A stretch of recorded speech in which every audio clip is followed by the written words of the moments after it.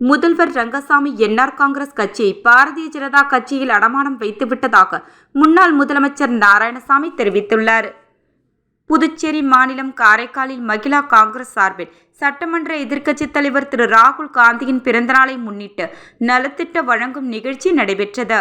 இந்நிகழ்ச்சியில் கலந்து கொண்ட முன்னாள் முதல்வர் நாராயணசாமி செய்தியாளர்களை சந்தித்தார். அப்போது பேசிய அவர், புதுச்சேரி மாநிலத்தில் ஏற்கனவே இருந்த 3 சட்டமன்ற உறுப்பினர்களை ராஜினாமா செய்ய சொல்வதற்கு காரணம் என்ன? அவர்கள் மீது ஊழல் குற்றச்சாட்டுகள் உள்ளதா என்பதை பாஜகவினர் தெளிவுபடுத்த வேண்டும். மேலும் பாரதிய ஜனதா கட்சியில் பணம் இல்லாமல் பதவி கிடைக்காது என்ற நிலை உருவாகி உள்ளதாகவும் முதலமைச்சர் ரங்கசாமி அவர்கள் என்ஆர் காங்கிரஸ் கட்சியை பாரதிய ஜனதா கட்சியில் அடமானம் வைத்து விட்டதாக அவர் கூறினார். மேலும் காரைக்கால் மாவட்டத்தில் 4 ஆண்டுகளில் 7 முறை மாவட்ட ஆட்சியர்கள் மாற்றம் செய்துள்ளதாக அவர் கூறினார்.